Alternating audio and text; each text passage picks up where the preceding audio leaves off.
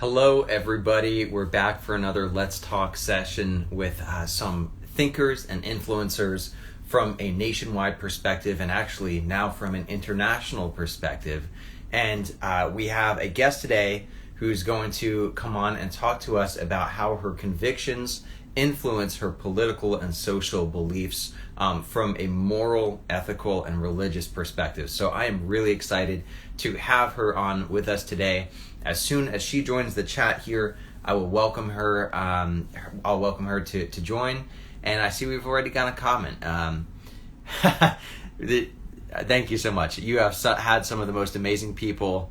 Good job. Well, one of those amazing people has been you.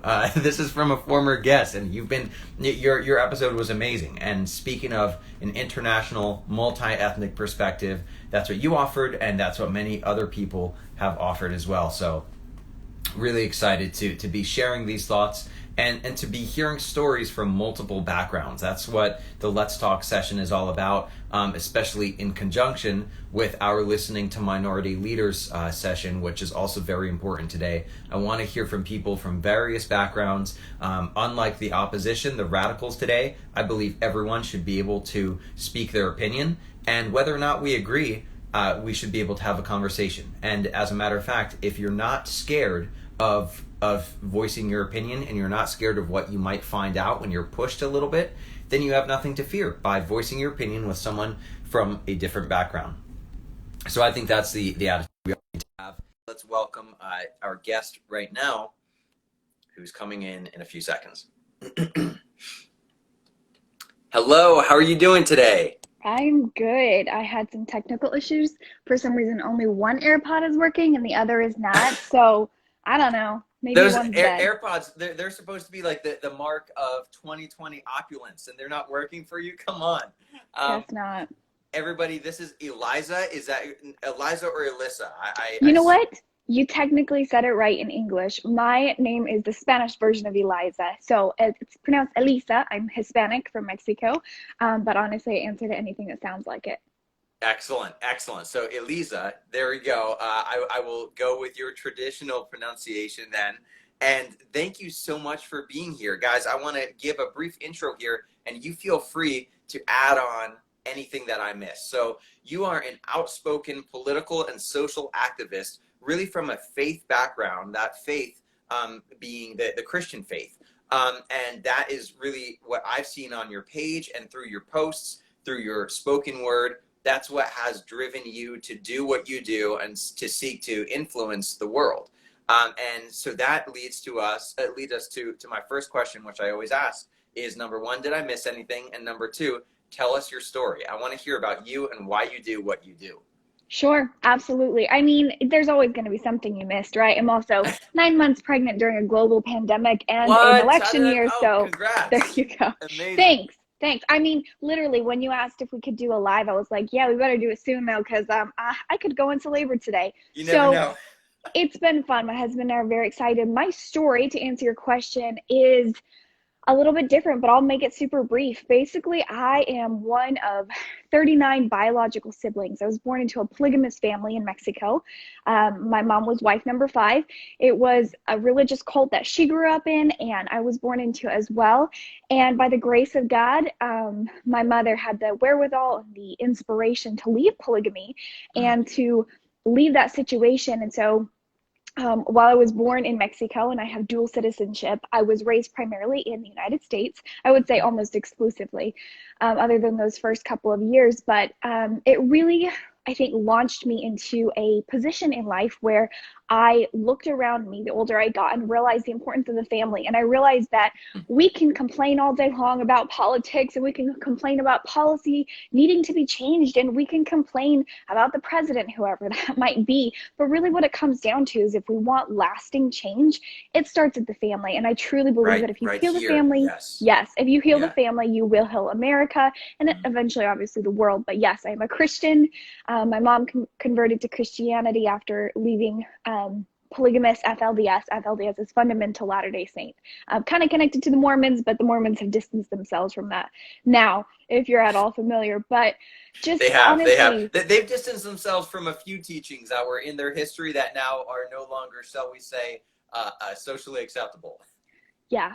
Yeah. But you know what? Hey, well, a lot of religions have some. I won't give Yeah. them too much. I won't give them too much heat for that. But yeah, I love that. I love coming from a big family. I love having so many brothers and sisters. While I would never recommend polygamy to anyone, I don't think it's a healthy way of Right. They're life. your And I family still. They're of here. You course, love but each I other. love my family. I Yeah. seriously, you know, for not recommending polygamy, I sure as heck love my family. So, Mhm. it's just brought me to a place where I have an appreciation for family, for strong fathers, strong mothers, and I think having faith being part of a family is going to be the one of the most deciding factors on whether or not you have a strong family. So that's very important. Wow, that is a heck of a story. That I only knew about 50% of that from looking into your page and your background. So this is I'm shocked by some of that. I mean, that's Hey, amazing. That's unique. well, if you want to hear the rest of the story, you're going to have to go listen to my podcast. You can find the link in my bio. It's on YouTube, on iTunes, wherever you want to check it out. But I talk about my mom and her escape from polygamy. I talk about being raised in an interesting family and a lot of other things. I spent a lot of time, as you'll notice, even if you just glance on my page, I spent a lot of time talking about human trafficking and Mhm. pornography and the pro-life issue, which is very, very near and dear to my heart. So you'll find all of that on the podcast. So definitely go check out my bio. Awesome. Yeah, guys, check out Elisa's page. And this actually transitions perfectly to my first question, which is family importance. This seemed to be something that you are very passionate about. So talk to us a little bit about why do you think the family is important, and what are the struggles that you think we are facing politically, socially, as a family today, because, or as a family structure rather, because I would agree that we love to kind of project these outside complaints of, oh man, it's Trump's fault, or even years ago, it was Barack Obama's fault. But then we say, wait a second, you alone can't change the presidency, but you can change your family. So you're so busy complaining about what's out there because it feels good that many times you turn a blind eye to what's right in front of you. And this goes for all of us, myself included. So talk a little bit about that. Tell us about why it's important and what are the dangers, the challenges facing us as a family structure today. Absolutely. So, as you'll notice over the last couple of weeks, pedophilia and human trafficking have been a huge one, which I'm really grateful to see because I've been feel like shouting at the top of my lungs for years about this, and then finally to have it really hit, kind of with started the ball rolling with Wayfair, and then kind of Yeah. continued. But I mean, just to touch on that very briefly and lightly, human trafficking is a massive issue facing our families today. A lot of Americans, we like to think that human trafficking is something that happens in other countries far away, Yes. but America is the number one producer and consumer of child pornography. We also have, we're the number one destination hotspot for Americans, are the number one consumers and hotspot for consuming and buying, especially child victims. Mm. It is, you know, both Americans here in America and then traveling abroad, going to other countries. So Yeah. that's a huge part, but that Sex goes back to tourism, porn. right? Is what that would Yes, be called. Yeah. so that goes back to pornography, though. Pornography is a massive issue facing the family today that we don't talk about. We're uncomfortable with that. I Yes. personally have trained myself to really not be uncomfortable with a lot. Part of what you'll see with that is I walk around wearing shirts that say porn. Specifically, they say porn kills love or Hmm. fight the new drug. Porn. It all comes from Yeah. actually the organization Fight the New Drug. I highly recommend you check them I out. love this organization. It's linked on my website right now. Yeah. So let's go right into that because I think this is big. A little bit on my history before I was a congressional nominee, before any of that, I was always passionate about these types of movements that reach out to people who are forgotten. And because of that, I worked closely with IJM. You may be familiar with International Love it. Justice Mission. They fight against two industries that we forget are very active today: labor trafficking and sex trafficking. This is modern day slavery. We have more slaves in the world today than we had at any other period in history. We just don't see them. We've gotten better Yeah. at hiding them. And as first world countries, the West, Europe, the United States, and parts of Asia, we've gotten to a place where we can kind of sanitize it. We can say, oh, that's what they do over there in the red light district. But we forget that the red light district is not full of exclusively people who want to be there. Many of them are coerced. Many of them are outright slaves for Mhm. other people. So let's talk about combating human trafficking and combating pornography, because that's one of my policy positions. I believe internet porn I don't think we can ever get rid of it. I think it's out there. It's going to happen. I think it should all be restricted in the US, in a free country, behind a must pay firewall, so that only adults who give their credit card can get to that. So that a kid who's on his iPad trying to, in 8th grade, study for school can't, in 2 clicks, accidentally access something that's going to change his or her life in a negative sense. Can you talk about other ideas you have and other things that you've seen and you've worked alongside? For sure. So, for as far as how to combat pornography in today's world, we know that this is an epidemic facing especially our young people. We have more young men in, having erectile dysfunction and severely psychological issues that are affecting their life every day. One of the very first things I was really excited to work on was the very first state in the United States to declare pornography a public health crisis. It's actually my home state of Utah, where I spent most of my growing Wow. up. Good. And I got to testify alongside other amazing, more knowledgeable people than I, including Clay Olson, the founder of Fight the New Drug, and many other amazing doctors in the Senate committee in Utah. And we came together on a joint resolution that was unanimous through the Senate, the House, and our governor at the time, declaring pornography a public health crisis, simply because Mm. Utah is the number one consumer, at least was when I was working on this a few years ago. One of the I believe the number one consumer of pornography in the United States.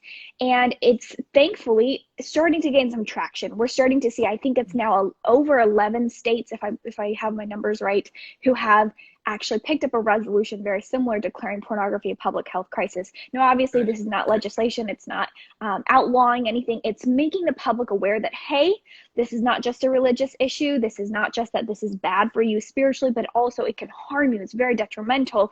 It behaves like a drug, like crack cocaine, on Yes. your brain and the way that it stimulates it. So to me, that's a huge step forward. It's a huge step forward to even just recognize pornography as a health issue, because not too long ago, this is not a conversation we're having except under religious context. And so we had a whole huge population, maybe who aren't religious or aren't actively religious or wouldn't take that seriously, now understanding that, hey, actually, this is about my health. This is about Yes. my health in Yes. every way, from anxiety and depression to suicidal thoughts and tendencies, and just having a sex life at all. And so Hmm. this is something that now we're able to really talk to people and reach them at every level, whether they're religious or not. And so, And and then to once you speak broached into that, then you can talk about child pornography and how it feeds yes, into yes. the human trafficking issue. Oh, right on. So, and to speak a little to that point about how this is not just a religious idea, this is actually a very freedom loving and equality based idea. Number one, we've got a lot of really great celebrities who have very bravely spoken out about their own experience. Orlando Bloom, Russell Brand, both people who are not overtly religious, but they speak about sex addiction rather, about pornography, and about the negative effects it had on them and on society around them. So Yeah, this I is even think something I've that's seen Dwayne the Rock Johnson wearing Fight the New Drug shirts. And really, some, I didn't yeah, know that. I'm pretty sure. I'd have to double check, but I remember seeing a few years ago, like he was doing a video talking about something else, and Yeah, someone noticed he was wearing a Fight the New Drug shirt, which was awesome. So I think awesome. the more the movement opens up, the more we can talk about pornography openly. I have people stop me in the grocery store, be like, "Hey, tell me, why are you wearing a shirt that says porn?" Like, glad you asked. Let's talk about porn right here in the Yeah. grocery store. So I love that, and I love that we can have this conversation more and more, because it needs to be one that we have. It is a crisis. Yes, and I think to kind of cap off my part of this conversation is I know when I was with IJM, the statistics, so this is several years back, was that Super Bowl weekend in the United States, Yep. wherever the Super Bowl is held, is the single largest gathering and consumption of U.S. sex trafficking in any United States territory. So Yeah. that's ridiculous because you have a lot of people who have money coming together, and again, you don't see it because it's under the radar, but it's there. And it's disgusting. And then the second part is many times these people, I can't emphasize enough, whether it's in porn or in sex trafficking and sex work, we like to think that like, oh, that's just someone who chose to make their living that way. Not all of them. As a matter of fact, a lot of them are not. They are coerced and or trafficked into that. And Yeah. many of them are even underage. Oh, yeah. And so that's a disgusting thing that is coming to the light in a very very positive healthy way now, because we need to look our society in the eyes and understand where we stand and what battles we have to fight. Yeah. I want to answer a quick question from Savannah that I think Yeah. I'm only answering because I feel like there's going to be a lot of people who wonder the same thing. Savannah asked, do you think that as a teen girl in high school, it's inappropriate for me to talk about this issue? It feels like I'm too young. Savannah, I'm gonna let you answer in just a second, but my quick take on that, yours might be different, is that there are times and places when it's appropriate to talk about pornography. Now, are you going to have a one-on-one conversation with a teenage boy your own age, or actually any male your own age, Right. about pornography? No, that's not necessarily appropriate. That can lead into some dangerous Confusion. Yeah. confusion Yeah. and some dangerous and inappropriate context, where maybe you're becoming an emotional support for someone that it's not Yeah. appropriate. They need a counselor, they need a parent. So it really depends on what way you mean talking about porn, Savannah, whether that's wearing a shirt, if your school lets you, then yeah, that can be a great way to maybe have a discussion in a group of friends in an open environment. Having that conversation even just on a general aspect on what that means. So I would just be careful, especially as a teenager and with those of the opposite sex. I would be careful, like I would caution any young person talking about sexual issues with anyone of the opposite Yeah. sex. Yes. But yeah, I do think actually, Savannah, it is totally great for you to talk about pornography. Some of the greatest high school advocates I've seen talk about pornography and sex trafficking. Absolutely, you should talk about it. Just be mindful of the situation you put yourself in and who you're talking about it with, and all that. I don't Yeah. know. What would you have to say to that? No, I would echo that. Yeah, having a parent or a trusted adult who you can use as your safety net, who knows what's going on, whether it's your activism, who you're going with to events, those types of things. But with that said, I would absolutely support you throwing public events, where a lot of people are there. Yeah. It's not a one-on-one scenario. You're raising awareness, you're raising funds to combat this evil industry. And beyond that, I would say, don't be scared to talk about it, because as a Christian and just as a person who tries to prioritize logic, I find that things we run from as topics are things that get one leg up on us. If we're going to run from them, they're not running from us. I believe I saw the average age of porn exposure in the United States is 11 now. I believe I it's think it's 11 years 9. old. I Is it think 9? it might have been updated, because It's the been last dropping. stats I had, yeah, were 9, and that's just what the information they have now. You don't, it's Yeah. awful, but we don't actually 100% know. And if that's the average, if the If average is that's the either average, 9 or right. 11, either way, then you're Either way, the talking about point is exposure so they're young. hearing about it. You're not going to protect them from it by not talking about it. They know about it. The question is someone from the right side of history, is someone who actually cares about them, going to also talk about it, or will it only be the negative influence whispering in their ear? And I'd say also, I see someone here saying, commenting, hashtag pro-choice. Look, I want to make this clear. I support choice. I support the choice for abstinence. I support the choice for adoption. I support the choice for working with your family and having other people raise your child. I even support government programs subsidizing the raising of children if there's no one else to do the job. The only choice I'm against is murder. That's it. So I support choice too. And Yeah. I just don't support what medical science and logic both tell us is a human being. So I understand that.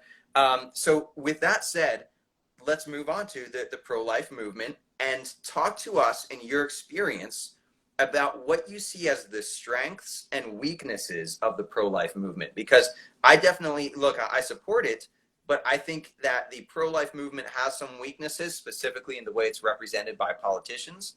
And I think that we need to talk about those, and I want to hear what your thoughts are against the pro-abortion movement. For sure. So one of our number one strengths, actually we have a few number one strengths. It's pretty easy to just say, hey, I'm against killing babies. I think it's the pro-abortion side, and I'm really, really cautious about language. I don't say pro-choice, because there's no choice for the child. That's correct. And obviously, it's not a great choice for mom either. So I would call it like it is. It's pro-abortion. Yes. But here's the thing. Our strength is that we're for defending human rights. We're for defending the right of all humans to have life. We're also pro-science, and that's a huge leg up from being told before that we were the party of anti-science. Who's anti-science now? So here we are pro-science, we are pro-life, we are pro protecting humans. The thing is, though, we do have some weaknesses. One of the weaknesses is our language. First of all, I'm a huge proponent of talking about things bluntly and not playing into the leftist side of language. In fact, I just talked about this on one of my most recent podcasts. One of the things that I recently found out that we have a problem with language, just being pregnant, is simply that we talk to moms, even as Christian pro-lifers, we talk to moms and we talk to dads, and we tell them, people tell my husband, and his wife's 9 months pregnant over here. So people tell my husband, oh my goodness, you're going to be such a great dad. Okay, well, if he's not a dad right now, what's going to make him a dad when our child magically exits the womb? So we even struggle within language within our Yes. own pro-life community. Here we are saying we believe that it's a human, we believe it's life at conception, but here we are not acknowledging fatherhood starts at conception too, motherhood starts at conception too, or even just, and this is, not to get too personal. I don't know how your audience feels about this, but my husband and I, we suffered a miscarriage last year. We lost our first baby. And so even just the information that we put out there as pro-lifers, and when mistakes happen, goodness, I'm so sorry, I lost you there for a minute. You're fine. You're back. You were just saying when the can you hear me? pro-lifers had something.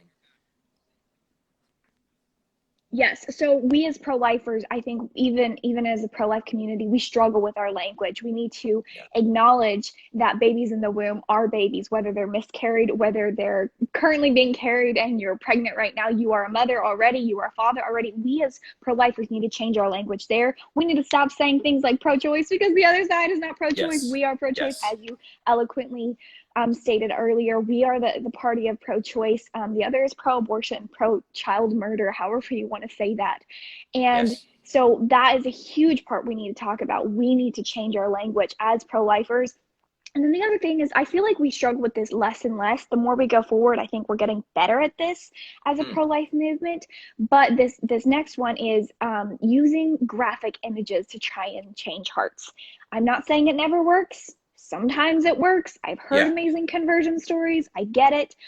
But we have to establish ourselves very firmly, again, with our language, as the pro-life, pro-love, pro-woman movement. The other side has tried for a long time to say that they're pro-woman and we're anti-woman. That is not the case. We are saving the women in the womb. Right. So again, it's about language. It's about embracing the fact that we're pro-life, we're pro-love, we're pro-woman, and not using graphic images to try and startle or shock someone. I don't know if very many people are going to be changed by you holding up a bloody image and saying you're a baby murderer as a woman walks into a clinic. But you know what might change her mind or might make her think twice is if a really loving person says, hey, I can help you.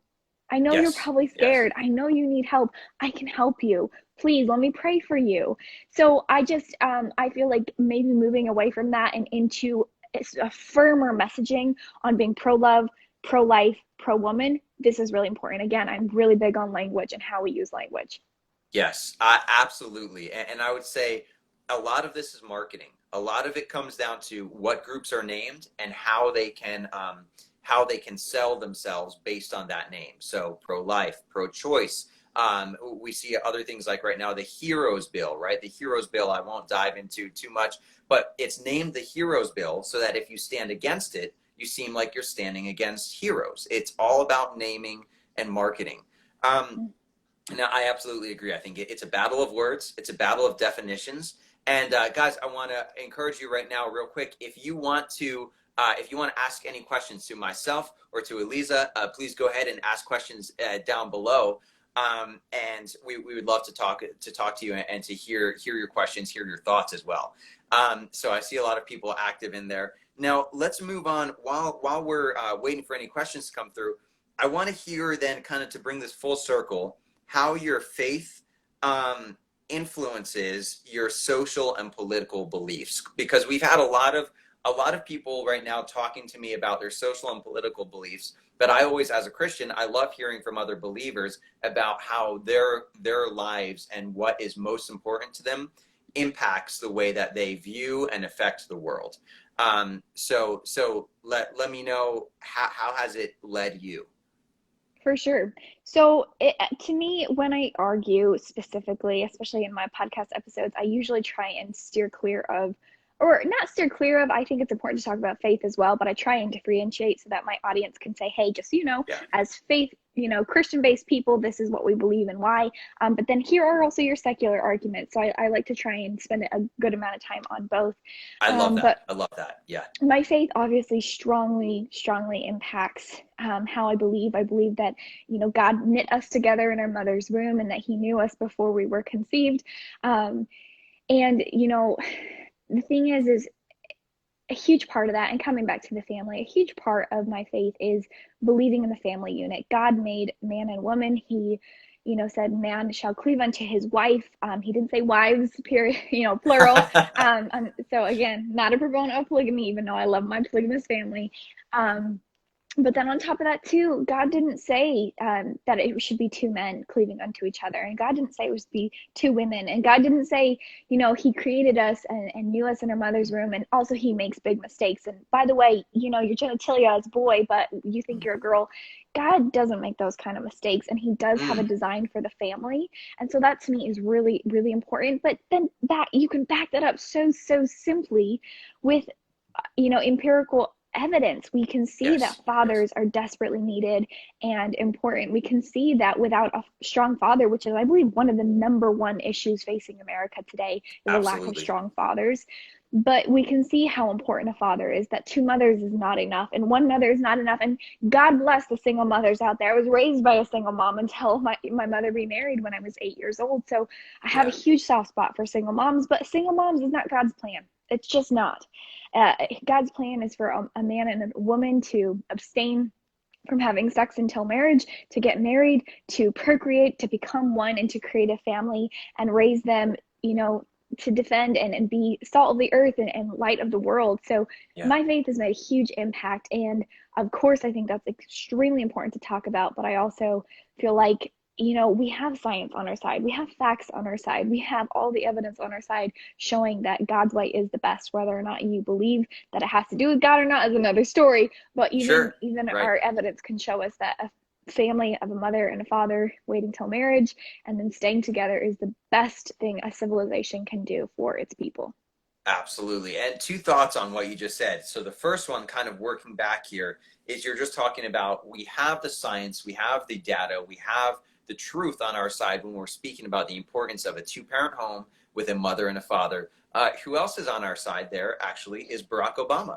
Yep, There's yep. a very popular speech where Barack Obama speaks about the fact that a fatherless, he's specifically speaking about fathers, but this is also true largely of mothers. So a Mhm. fatherless home, and I would add in, or a motherless home, is many times more likely to lead to future incarceration, many times more likely to lead to future high school dropouts, many times more likely to lead to future teen pregnancy, and a myriad of other problems that are avoidable simply by having both mom and dad in the home. So, Yeah. so this is not a partisan issue. This is something that the recent socialist hero, right, Barack Obama, agrees on, and I think Yeah. that's awesome. I think that's one thing that he absolutely got right, and I can sign off on that with him. Now, Now, the whether other or not thing he'd reiterate that today is another thing, but that's exactly he's right. That's become right. woke since then. Yeah. Now, I would say the other thing that's important that you pointed out is it's very valuable to be able to speak to the faith community when it's appropriate, but also to speak to the non-religious community how they need to be addressed. So it's not fair to speak in Christian terms and with the Bible as your authority to an atheist, for instance. You have to be able to use your logic to back up your beliefs, because if a Buddhist came to me and said, our Buddhist holy writings say that you should do this, I would say, I don't recognize that authority. I don't Mhm. believe in your Buddhist holy writings. So give me another reason. Give me logic. Similarly, I think it's fair for atheists to come to us and say, you know what, Christians, I want to hear you reason through, logically tell me why you believe what you believe, and know when you're talking to a faith-based community and when you're not. And I think you hit the nail on the head in saying we need to be able to do both. Of course. And I think that there are logical reasons, medical reasons, as we talked about the medical science, but there are also faith-based reasons, and they coincide very well. But sometimes people need to be addressed one way or the other. Now, I did see a question. Someone asked, how do we share the truth of really how horrible abortion is if we don't share these graphic images and graphic information? What would you say to that? So I wouldn't have had the same exact answer if you'd asked me this a year ago, but download a pregnancy app.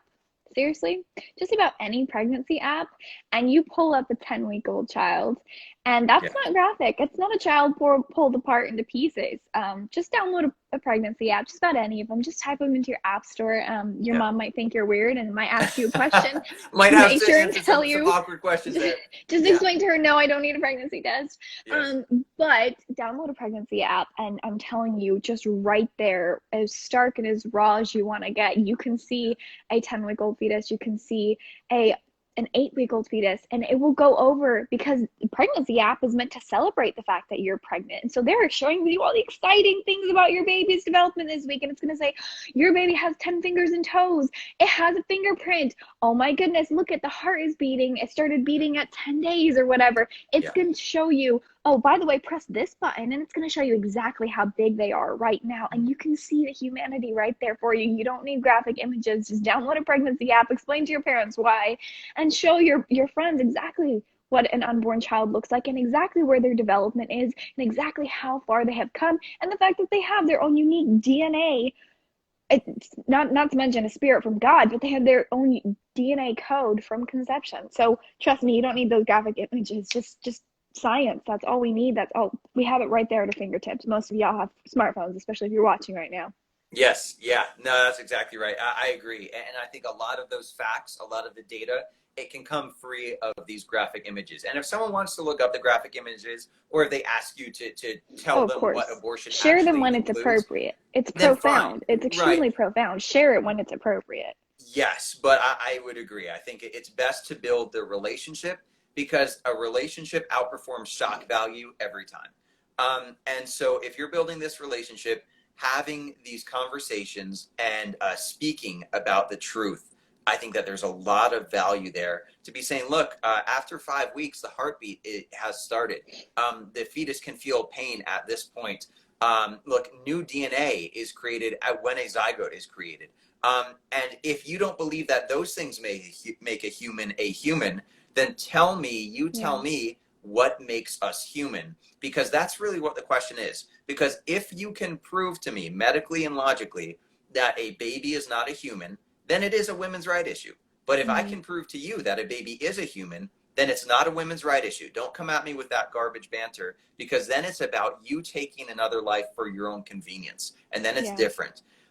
So I think we had some other questions. Let I me. know. I was just gonna say, I think I have time for one more question, and it Okay. looks like I see one here. I don't know if we're looking at the same one, but it's been shown that increased access to contraception um, decreases abortion rates. Do you think that pro-life politicians should push for more accessibility to contraceptives? I will answer this really briefly, and then also give you access to a more in-depth on this. Basically, what it comes down to is I did an entire podcast episode on this titled Birth Control. You won't forget that title. You can find it. It's definitely one of my top listened to episodes, because it talks about birth control, and we don't talk about that, especially not in the Christian community. We don't. Yes. We don't. Yeah, we don't that's talk right. about. We don't talk about popping the pill versus using a condom. Okay, so Right. I talk It's one about of this those all no-go very zones, bluntly. right? I don't believe Exactly, in but no-go zones. We need to be able to talk yeah. about everything. It's like talking about porn. That's why I wear shirts that say porn on them. We got to be able to talk about it. But Yep. here's the thing about birth control, and I go into each. I break down the different kinds. So for those of you who are going to want more specifics, go listen to that episode on birth control. Yeah. But the short answer is no. We should not be pushing the birth control access for two reasons. One, a lot of birth controls out there are actually early abortions, or have the chance or potential to be early abortions. So, for instance, a lot of Interesting. people reference Plan B, and what they don't read on the fine print of Plan B, it says, hey, it will either do X, Y, or Z. But basically, what Plan B does is it stops an already fertilized egg, which, if we believe that life begins at conception, which science agrees with, then it takes an already fertilized conceived child and prevents the egg from implanting into the lining of the uterus. I know it sounds technical, but basically it stops the child from being able to develop to the next phase, if, to put it very bluntly. Other birth control will say, hey, we're stopping ovulation from happening, so you can't get pregnant at all. But in the fine print, it maybe for the most part will stop your ovulation, but it will also do the same thing, that if a egg gets fertilized, it will prevent it from continuing to grow to the next stage. So you really got to look into the kind of birth control that you are pushing, because some of it is early abortion. So if you're talking about condoms, which is a preventative, it prevents sperm from meeting egg, then totally fine. Sure, you go buy all the condoms you want. I don't care. It's not going to be an early abortion. But here's the second part to why we shouldn't be pushing the birth control message as conservatives, is the birth control culture promotes an abortion culture. And what I mean by that is that when you are telling your youth, whether youth means 20 or 30 years old as well, when you're telling your population, by the way, sex and procreation, they can be totally separated, that's not the case. It's a lie. It's a lie to say that you can have sex without having a chance at procreating. And there's absolutely zero contraceptive out there that will have 100% chance of stopping pregnancy. Even the very best of them, when used correctly, still have a chance of a woman getting pregnant. So the way I compare it to is it's like coming together and putting all the ingredients for a cake on the counter, and mixing the eggs and mixing the flour and putting in some baking soda, and then putting it in the oven, and then checking the oven every so often, being like, oh, thank goodness there's no cake yet. We're doing exactly what it takes to make the cake. Why are we surprised when a cake happens? It's because we have a culture that tells us you can separate sex from having a baby. I'm sorry, honey, you can't separate the two. One can always happen when you have sex. As long as you are having sex, the only thing that's 100% preventable is abstinence. Abstinence is the only one that's 100% effective. So that's the other part of why we should not be pushing birth control. Birth control pushes the idea that you can separate the two. You cannot separate the two. So that's a huge reason why I'm not in favor of pushing the birth control method. And then there's a third one, and the third one is from a fiscally conservative standpoint. I'm sorry, but I have no interest or obligation to pay for your sex life. That's purely your responsibility, honey. So I don't want anything to do with paying for the cost of your sex life, not to mention, the social consequences of saying that you can separate the two acts from each other. Yeah, interesting. Yeah, so I didn't know about some of the fine print on some of those pills that are marketed as preventative measures. And I would say that in any measure that is truly entirely preventative, like a condom, or if there are any others that are truly preventative, or like a female condom, that one would be preventative as well. Right. So if I would say there's a difference between terminating a pregnancy and preventing a pregnancy. And I've had people say, well, like, isn't preventing a pregnancy abortion? No, because because there's no life that's been created. So I'm okay with preventing a pregnancy, however you do it. If it's truly reliable, then that's fine. I guess you're saying it's not always reliable. I don't know as much about the science behind that. I haven't looked into that aspect of it. Go check out the podcast episode. Yeah. I'm telling you, bro, like, seriously, go listen to my podcast. I have so many great resources where I break down the different kinds and which kinds are okay and which kinds have that fine print.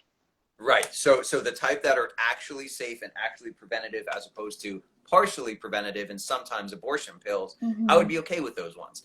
But yeah, and I think you're exactly right. And we could dive into a long talk then about the damage of hookup culture, the damage of modern societal norms. I know you don't have time for that. Maybe we can do it another time, though, because I think this has been awesome. I've seen a lot of people appreciating it and being pushed to think and to do more research. And that is what this is all about, having these conversations. So, guys, check out Elisa's page. Did I get it right? Elisa. It's Elisa, but it's all good. I answered to it all. It's like an S sound. There you go. Check out her page and check out her podcast. And also, you can see this. I will be posting it on IGTV as a permanent story. So you can share it and anyone else can. Feel free to comment. Even if you comment later on and want to hear what either of us have to say back, we'll do our best to respond. So thank you so much for joining us today. All right. Have a great day. God bless you. Be safe. See you guys.